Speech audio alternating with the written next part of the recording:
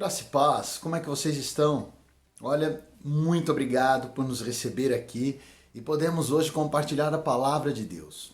Tem sido extraordinário estar nessa jornada e do teu lado, então, Deus tem sido grandioso comigo. Muito obrigado. Eu gostaria de orar com você, então, para que pudéssemos ouvir a palavra de Deus. Pai, nós te agradecemos pelas tuas misericórdias, pelo teu cuidado e renovo. Obrigado, Senhor, porque em todo tempo tem cuidado de nossas vidas. Guarda-nos agora para que possamos, Senhor, escutar a tua palavra, tendo discernimento do teu querer. Que a voz do mundo se cale e que a tua voz, que o teu Espírito, Senhor, seja audível para cada um de nós. Liberta-nos, Senhor, das nossas escravidões, daquilo que nos prende, do nosso cativeiro. Nos dá, Senhor, a possibilidade de livres caminharmos e livres, escolhendo a Ti. Em nome de Jesus, Senhor, que oramos. Amém. Bom, outubro, como você sabe, o tema é sobre as crianças, o reino é das crianças. E tem sido muito gostoso aprender da palavra de Deus nesses temas, sobre o reino, sobre as crianças e o que isso tem a ver com a nossa vida. E quando falo de criança, ou quando vem esse tema na minha mente, um versículo sempre martela aqui no meu pensar. Mateus 18 fala assim, Mateus 18, versículos do 1 ao 5. Naquela hora, aproximaram-se de Jesus os discípulos, perguntando: quem é, porventura, o maior no reino dos céus? E Jesus, chamando uma criança, colocou-a no meio deles e disse: em verdade vos digo que, se não vos converterdes e não vos tornardes como crianças, de modo algum entrareis no reino dos céus. Bom, aqui Jesus Cristo inegavelmente fala sobre as crianças e sobre o reino e como deveria ser a nossa vida com relação a alcançar a intimidade do Pai. E ele fala que eu deveria ser como uma criança. Agora, qual era a deixa de Jesus quando ele fala da criança? Inegavelmente ele não está sendo literal, porque senão a própria natureza do homem o extinguiria de qualquer relacionamento, porque a gente cresce e nos tornamos adultos. Mas ali Deus ele tem uma configuração de conversão, ele fala da nossa conversão, que eu deveria então, para ter um relacionamento com Deus, ser desprovido de tudo, ter uma dependência simples e completa de Deus, tal qual uma criança depende do seu pai. É mais ou menos essa configuração que Jesus traz nesse versículo de Mateus. Agora, passeando um pouco pela jornada do povo de Deus, pelas histórias que eles tiveram, nós vamos perceber como aquele povo tinha, ou como eles se comportavam com relação a esta conversão. Por exemplo, em Êxodo, no livro de Êxodo, Deus trata ali sobre a libertação do povo de um cativeiro. Os judeus eles eram escravos no Egito e então Deus, através de Moisés, ele liberta o povo do cativeiro egípcio. Só que alguma coisa acontece naquela caminhada.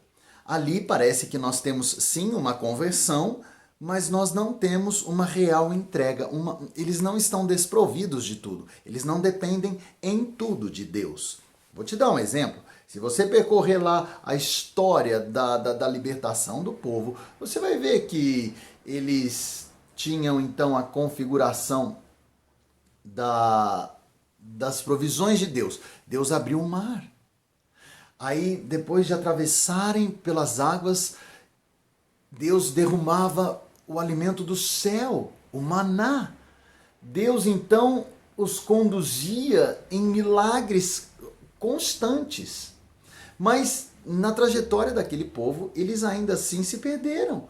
Eles não viram a glória de Deus e eles se enjoaram do maná, perguntaram da água, falaram que estava quente demais, enfim, eles se tornavam crianças dia após dia. Eles tinham uma confusão mental onde eles não eram dependentes por completo do Senhor.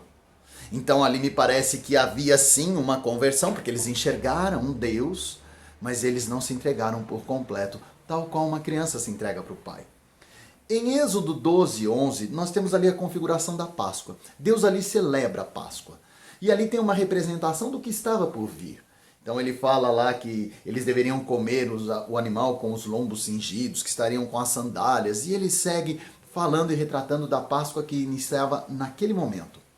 Lá na frente, em Lucas, nós vemos lá no capítulo 22, a configuração da Páscoa, a última Páscoa de Jesus Cristo. A Páscoa, então, se configurando tal qual Cristo mensurava. E em Lucas 22, e por que eu fiz essa referência da Páscoa? Porque em Lucas 22, Cristo, então, retratando a Páscoa, ele começa a falar com os discípulos de uma forma muito interessante. Vamos pegar, então, rapidamente Lucas 22, que é o texto que nós vamos compartilhar a palavra de Deus hoje. Lucas 22, diz assim a palavra do Senhor. Eu gostaria de pegar com você a partir do versículo 14, amém? Lucas 22, 14. Diz assim: chegada a hora, pôs-se Jesus à mesa, e com ele os apóstolos, e disse-lhes: tenho desejado ansiosamente comer convosco esta Páscoa, antes do meu sofrimento. Por que Jesus queria comer ansiosamente aquela Páscoa? Porque Cristo queria preparar os apóstolos para aquilo que estava por vir, do sofrimento, da crucificação, da morte, mas inegavelmente do cumprimento das profecias com a ressurreição e a volta dele redentor e pleno. Cristo gostaria de prepará-los para tudo aquilo, por isso ele estava ansioso por comer aquela Páscoa com os apóstolos. E Cristo então reparte o pão e continua fazendo tudo aquilo que estava retratado nas promessas, nas profecias com relação à jornada dele aqui na terra. E aí é que algo me chamou a atenção. Cristo, por quanto estava aqui na terra, com quem ele andava? Eram aquelas pessoas crianças, no sentido do que Cristo falava, ou eram crianças que não tinham alcançado a maturidade? Eles eram então as crianças que choram e murmuram, ou eram crianças dependentes do Pai? Quem eram aqueles que estavam com Cristo? Vamos compartilhar então um pouquinho mais da palavra de Deus em Lucas. Pega comigo então, Lucas 22 mesmo, mas agora a partir do versículo 23. Perdão, a partir do versículo 22. Diz assim, olha: porque o Filho do Homem, na verdade, vai segundo o que está determinado, mas ai daquele por intermédio de quem ele está sendo traído. 23. Então começaram a indagar entre si quem seria dentre eles o que estava por fazer isso. 24. Suscitaram também entre si uma discussão sobre qual deles parecia ser o maior. Amém. Só recuperando um pouquinho dessa última ceia. Cristo, quando os reúne e se reclina sobre a mesa, diz: olha, eu tenho andado ansioso por este momento, porque quero prepará-los para aquilo que está por vir. E então Cristo reparte o pão, entrega o cálice e ele fala: olha, alguém aqui vai me trair, para que as profecias venham a ser cumpridas. Tudo aquilo que nós falávamos nestes 3 anos de relacionamento agora vai acontecer. E então, neste momento, uma discussão começa na mesa. Os discípulos que andaram com ele 3 anos, que tal qual o povo que viu o mar se abrir, esses discípulos viram um homem andar por sobre as águas, viram Jesus levantar o morto, curar o cego, repartir e multiplicar o pão. Eles viram Jesus colocar ali os milagres no seu cotidiano. Esses homens então tinham vivenciado 3 anos ao lado de Deus. Mas quando ele fala e os retrata para aquilo que estava por acontecer, aqueles discípulos então começam uma discussão para saber dentre eles qual seria o traidor. Então eles estavam ali na mesa discutindo uma situação pequena, porque o traidor haveria de vir e cumprir a traição para que as profecias se cumprissem. Então qual o motivo daquela discussão? E mais, já de pronto eles saíram de uma discussão que não levaria a cabo, não teria fim algum, e entraram numa nova discussão. Dentre nós, qual será o maior? E aí eles começaram a discutir e perguntar qual deles seria então o maior no reino do Pai. Qual deles então teria o gancho maior no reino do Pai. Meus irmãos, que distância eles estavam da verdade do Evangelho nesse momento. O quão distantes de Cristo eles estavam sentados ao lado do Mestre, mas eles estavam milhares e milhares de quilômetros de distância da verdade do Mestre. Porque a discussão que eles agora enveredavam era uma discussão vazia, frívola, uma discussão sem fim e proveito algum. E eles queriam saber qual deles era o maior, eles queriam saber qual deles iria trair a Cristo. Eles queriam questões, eles questionavam a Cristo por coisas pequenas. Eles achavam então que o reinado de Jesus Cristo seria ali naquele momento, que ali Cristo então ia operar as grandes maravilhas da redenção da humanidade, quando na verdade o reinado de Cristo ainda estava por vir.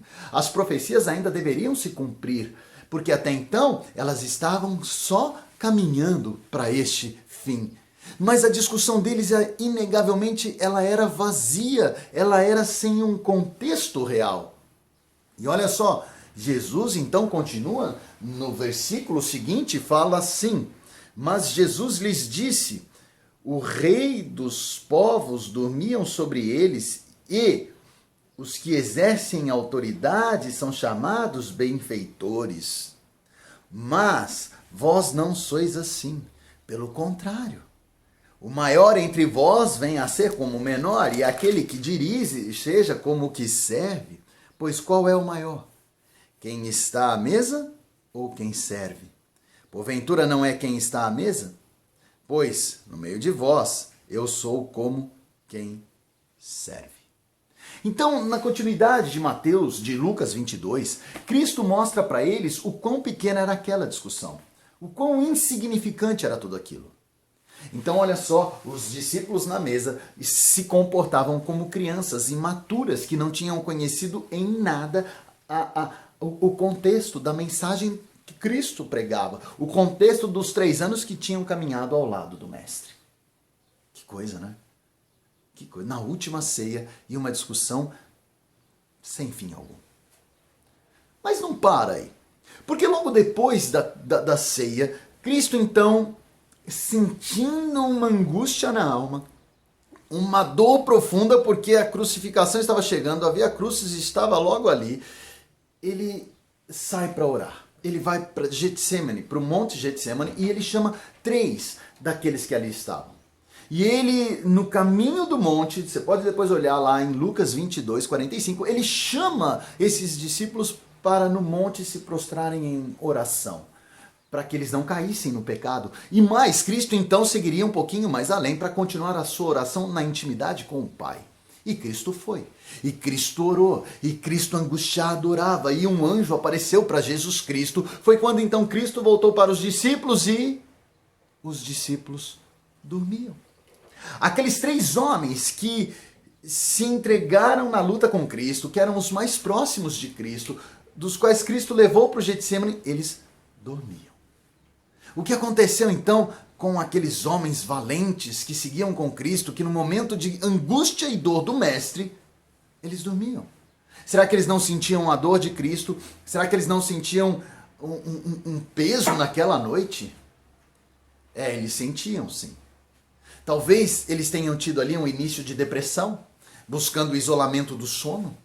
A dor era tão forte para os discípulos que eles preferiram então fugir da oração e se entregar para o isolamento.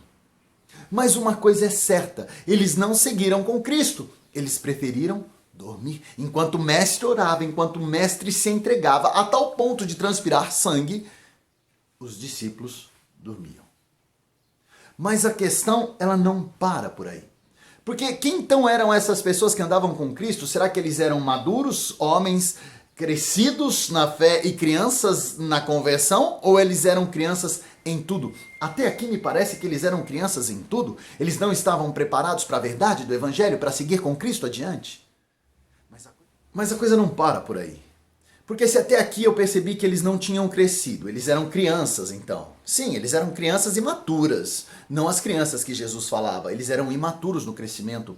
Mas vamos além, então, na ceia, crianças. Na oração antes da prisão, crianças. E no momento então da prisão e da crucificação de Cristo, quem estava do lado do Mestre? Homens maduros e crescidos na palavra, crianças na confissão de fé, porque eram dependentes completamente do mestre, ou crianças imaturas? Quem eles eram? Se você perceber e buscar e recuperar, em Lucas 22 mesmo, você vai ver que num determinado momento, Cristo, falando com um dos seus, ele o chama por 2 vezes pelo seu antigo nome. Simão, Simão. Por que ele então não chama mais Pedro pelo nome que ele mesmo havia dado, mas o chama pelo antigo nome de Simão, Simão?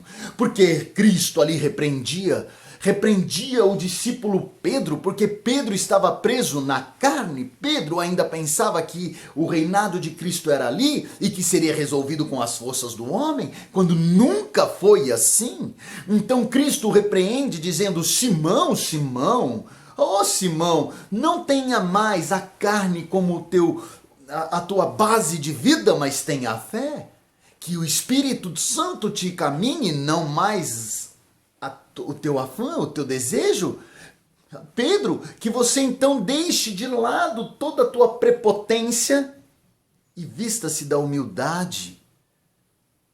Mas esse mesmo discípulo, Simão, Pedro, que morreria por Cristo, não é? Que morreria por Cristo. No capítulo 22, quando Cristo fala Simão, Simão, ele retrata justamente isso. Pedro fala: Senhor, contigo eu iria para a cadeia, por ti eu morreria? E então Cristo: Simão, Simão, não caia na força do teu coração, porque ele é enganoso.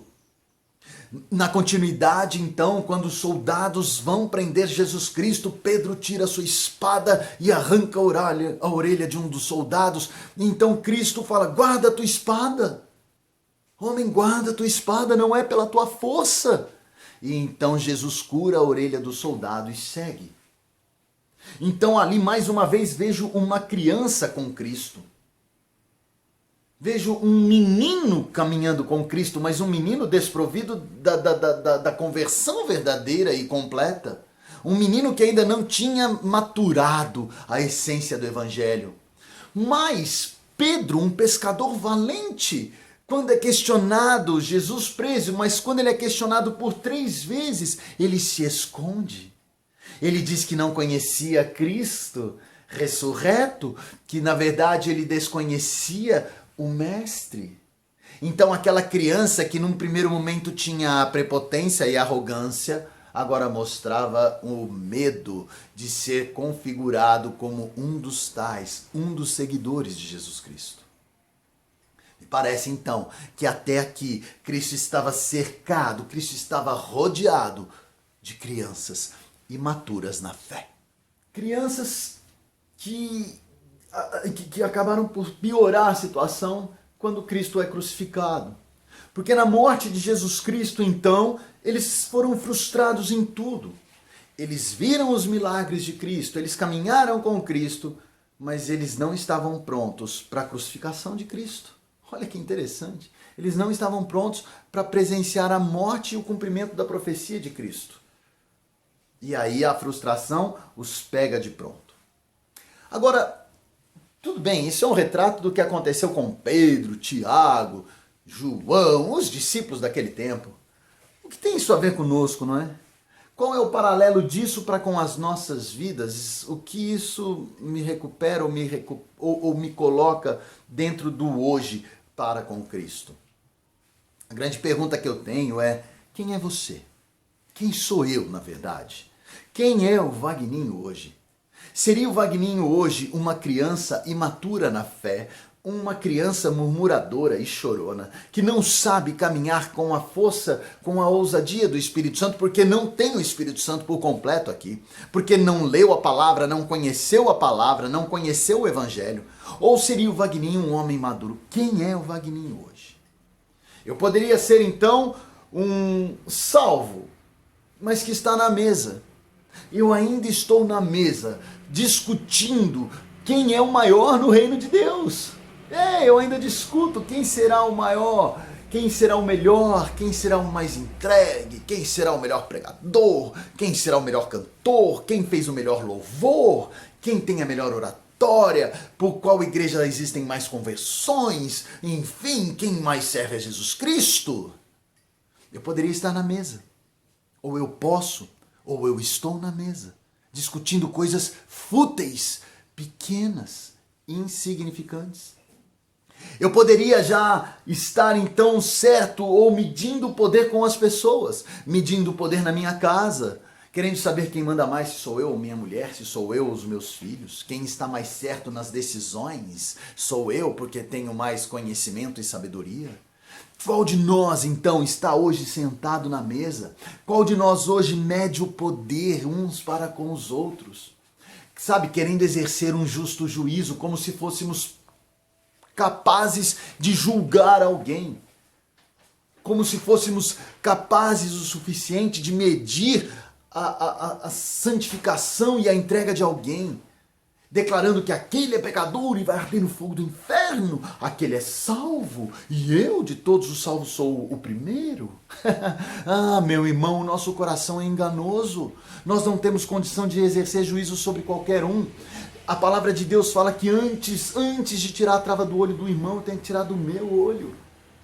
Qual de nós guarda todo o fruto do Espírito?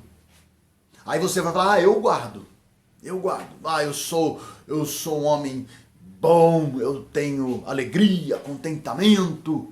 E o que rondeia o teu pensamento? Fala para mim o que me passa aí na tua mente. Porque se porventura na tua mente passa uma figuração mínima de pensamentos do mal, você não tem a benignidade, então você não tem o fruto, então você não pode exercer qualquer tipo de critério de julgamento sobre o outro. Mas nós gostamos de julgar, não é? Como nós gostamos de julgar. Será que somos, então, crianças imaturas no conhecimento de Cristo? Mas vamos além, será que não estou na mesa, eu já saí da mesa. Eu não estou na mesa, eu já estou mais crescido. Saí da mesa, mas agora, quando eu saí da mesa, na verdade, eu traí a Cristo. Eu traí Deus. Com um beijo, traí o Filho do Homem. Com um beijo, me sentei ao lado do inimigo das nossas almas e com ele tomei um café. Tomei um café falando mal de uma outra igreja, falando mal das pessoas, exercendo a minha prepotência. Então saí da mesa, mas agora sento-me ao lado do inimigo das nossas almas. Como uma criança, sou levado por qualquer vento mais forte, não é? Sou criança, saí da mesa. Mas quando eu saí da mesa, eu fui para uma igreja que me traz aquilo que eu espero. Eu quero um entretenimento, eu quero a alegria num culto, eu quero o culto dos meus sonhos, eu quero a igreja perfeita. Sabe, meu irmão, nós temos visto pessoas que estão buscando igrejas em perfeição, e a igreja perfeita, ela está por vir, viu? Ela ainda não existe. Vai existir, mas ela ainda está em formação. Então nós temos que crescer na compreensão de que tudo isso está acontecendo para que venhamos a ter uma melhora dia após dia.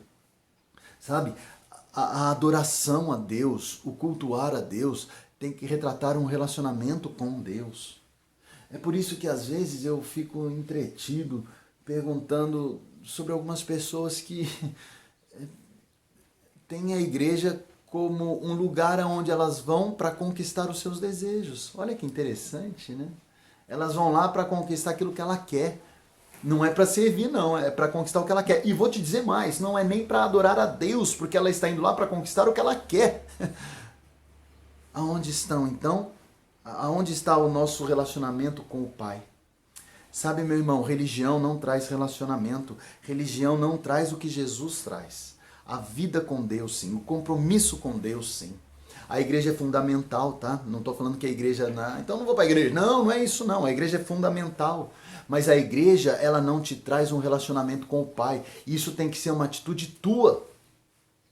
Daqui e daqui. Porque senão, sou uma criança.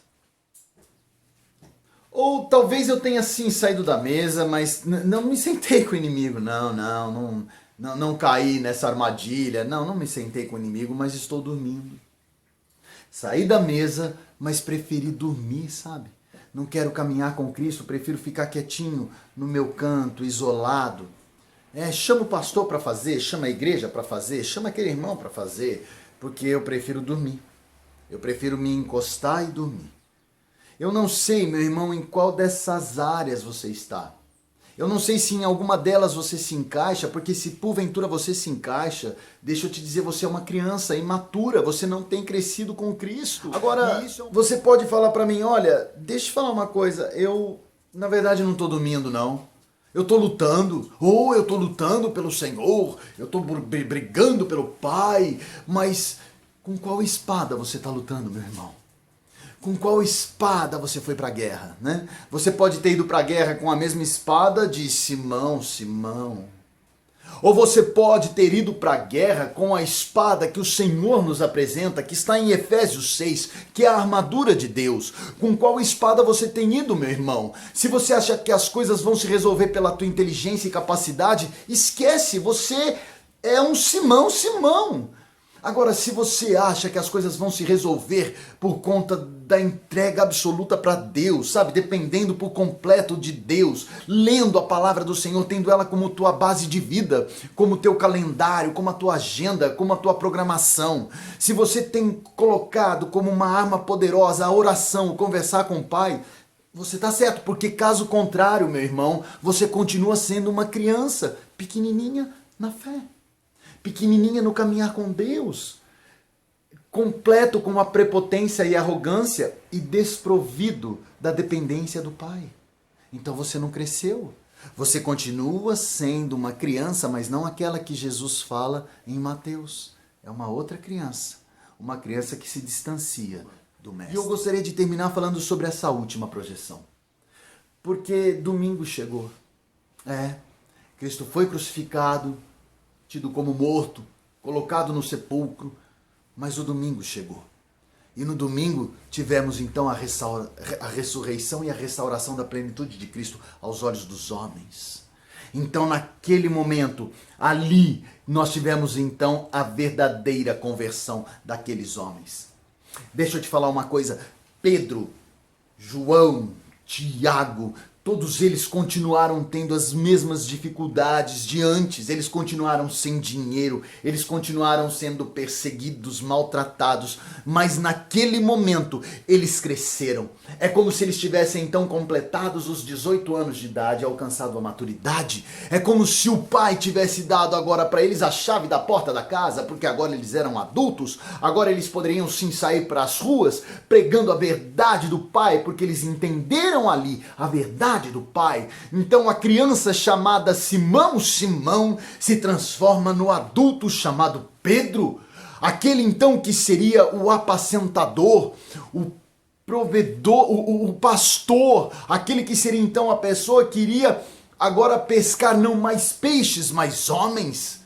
João, aquele que acompanhou a crucificação ao longe. E olha, deixa eu só te falar uma coisa, quem de longe acompanha nega.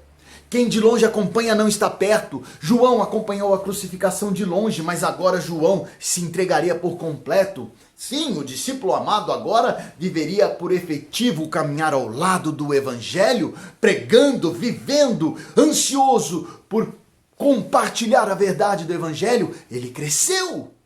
A grande pergunta que nós temos é: aonde você está, meu irmão, nesse contexto? Aonde você poderia aparelhar a tua vida, aonde a tua vida se adequa nessa projeção? Você seria um adulto ou uma criança? Você seria aquela criança que Jesus fala em Mateus, totalmente dependente do Pai? Ou você é uma criança murmuradora, chorona, que corre do Pai, que se revolta contra as ordens e os mandos do Pai? Quem é você hoje? Quando tivermos uma conversão verdadeira, uma entrega absoluta, vai faltar água. Vai ter dia que não vai ter água. Deixa eu te dizer uma coisa. Vai ter dia que não vai cair maná do céu. Não vai. Vai ter dia que a gente vai passar pelo aperto. Vai ter dia doído. Vai ter dia que a gente vai estar no deserto. Mas o deserto foi necessário para forjar o povo de Deus. O deserto é necessário para nos preparar para o amanhã, para tirar o melhor das nossas vidas. Viver o Evangelho é sim passar pelo deserto. Cristo passou pelo deserto. Os discípulos passaram pelo deserto. E nós? Estamos prontos para passar pelo deserto? Lúcifer, ele era o cara. Ele era o cara. Você pode depois acompanhar na palavra de Deus, você vai ver que ele era, dos anjos, ele era o melhor, de sobremodo. Ele tinha o nome de Estrela da Manhã. Nome que depois que também foi dado para Jesus Cristo.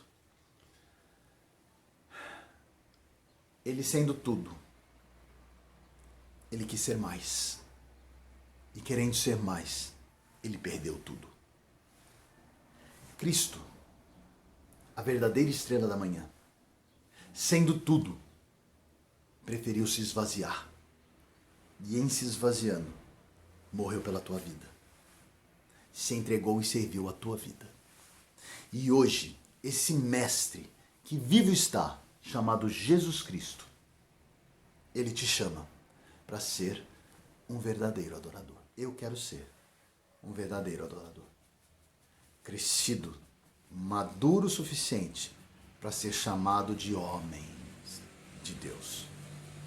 Mas desprovido de qualquer prepotência, totalmente dependente do Pai, a tal ponto de ser chamado pelo Pai de criança, dos quais herdarão o reino dos céus.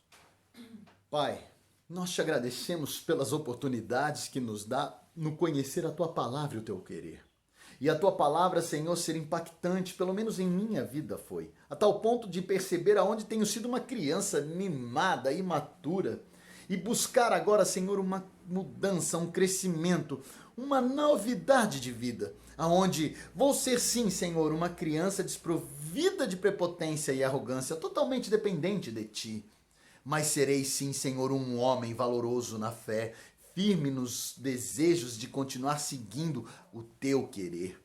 Guarda a minha vida, Senhor, guarda os meus sentimentos e as minhas emoções, para que elas venham a retratar uma pessoa crescida na fé do Evangelho. Guarda, Senhor, aqueles que estão orando comigo, guarda aqueles que querem prosseguir contigo, para que todos eles venham a crescer, Senhor, de forma assustadora. Que o homem agora se torne pequenino, Senhor, e dependente por completo de ti. Mas que este mesmo homem, Senhor, se torne grande no conhecimento da tua palavra e dono, detentor de uma fé inabalável. Que possamos, ó Pai, sim, estarmos prontos para não mais discutirmos coisas pequenas, para frear a nossa língua, para não mais nos sentarmos com o inimigo das nossas almas, para seguirmos adiante, não mais tendo sono, Senhor, mas firmes no caminhar e no prosseguir, sabendo que a nossa luta não é com a espada que Simão usou, mas é com a espada que Pedro vestiu. Que possamos vestir a armadura de Deus, a tua armadura, Senhor, e com ela seguir adiante dia após dia, declarando verdadeiramente que somos crianças eleitas para reinar do lado do nosso Mestre Jesus Cristo, mas também somos, ó Pai, valentes guerreiros e soldados, crescidos no Evangelho, prontos para a jornada. Que possamos seguir adiante, Senhor, com a ousadia no Espírito Santo, caminhando dia após dia, declarando a verdade do teu Evangelho. Guarda-nos, ó Pai, para que não venhamos a nos desviar, mas para que sigamos em todo o tempo te adorando. É em nome de Jesus que oramos. Amém. Amém, meu irmão. Que vocês tenham uma semana abençoada em nome de Jesus. Glória! Uma semana de crescimento, hein? Varonilidade, crescimento e maturidade em nome de Jesus. As crianças mimadas ficaram para o ontem. Da agora, homens e mulheres, valentes guerreiros no Senhor, ressurgiram, os verdadeiros adoradores.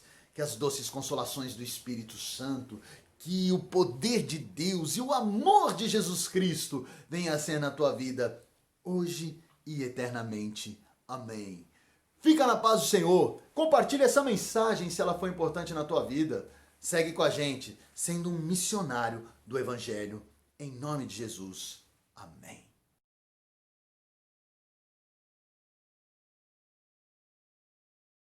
Olá, pessoal, tudo bem?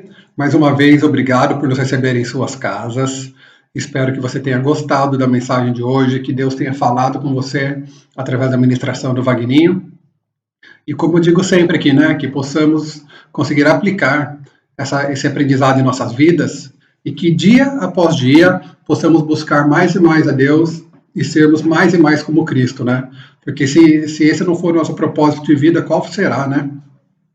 Que possamos todos aí, né, buscar essa santidade, buscar sermos pessoas melhores e que possamos estar espalhando o evangelho aí com nossas ações, com nossas palavras e fazendo a diferença nas vidas das pessoas. Tá bom? Eu tenho rápidos recados então para vocês. Primeiramente, né, que a semana que vem a gente vai ter a feijoada lá na Becar. Essa feijoada vai ser para ajudar as crianças do projeto Fazendo a Diferença. Eu sei que quase todos os ingressos já foram vendidos, já temos, mas ainda temos alguns disponíveis.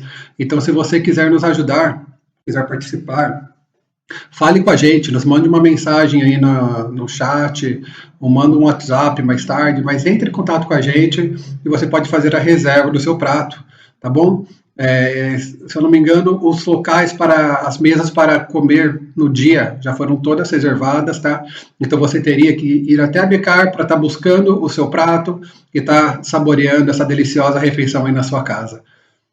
E outro recado é que agora em novembro nós teremos batismo novamente, tá bom? Então já se prepare aí, se você ainda não foi batizado, se você gostaria de se batizar, de declarar aí para todos que Jesus é o seu Salvador, fale com a gente também.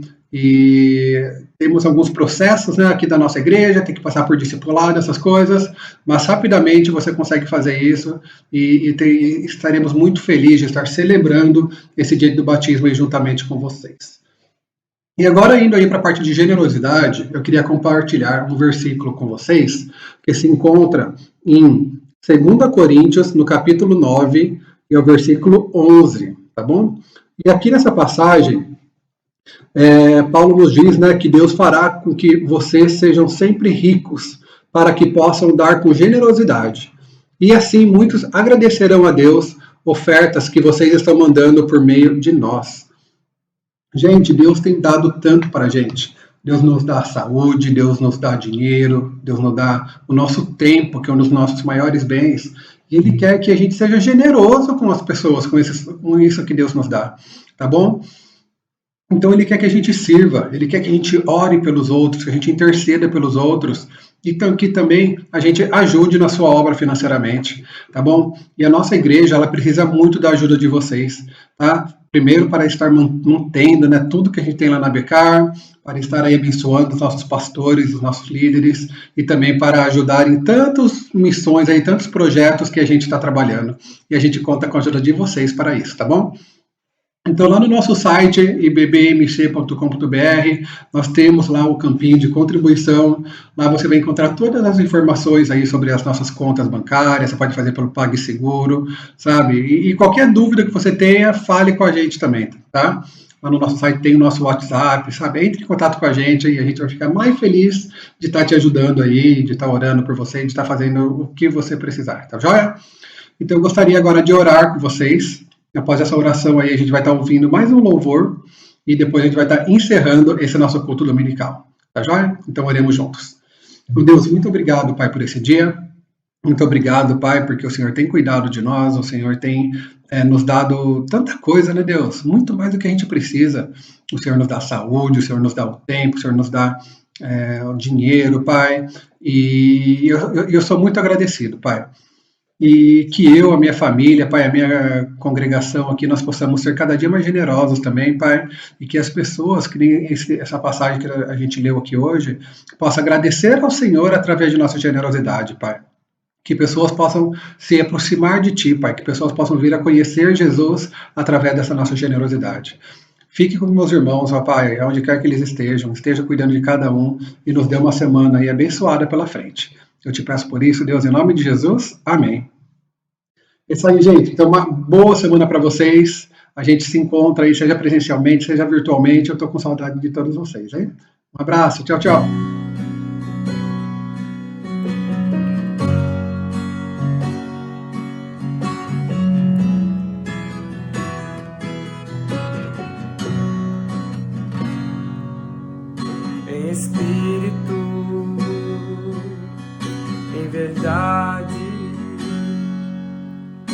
adoramos, te adoramos, em espírito, em verdade, te adoramos, te adoramos, Rei dos Reis e Senhor, te entregamos nosso viver. Rei dos Reis e Senhor, te entregamos nosso viver pra te adorar, ó Rei dos Reis. Foi que eu nasci, ó Rei Jesus. Meu prazer é te louvar, meu prazer é estar nos átrios do Senhor. Meu prazer é viver na casa de Deus, onde flui o amor.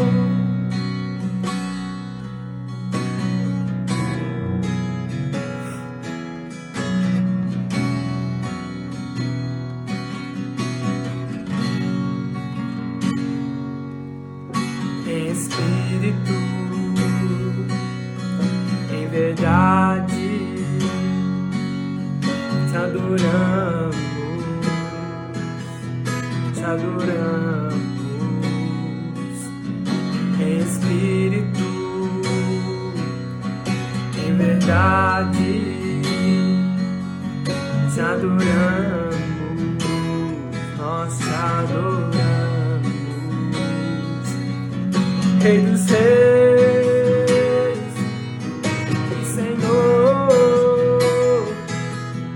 te entregamos nosso viver. Rei dos Reis, Rei dos Reis e Senhor, te entregamos nosso viver pra te adorar, ó Rei dos Reis. Foi que eu nasci, ó Rei Jesus. Meu prazer é te louvar, meu prazer é estar nos átrios do Senhor. Meu prazer é viver na casa de Deus, onde flui o amor.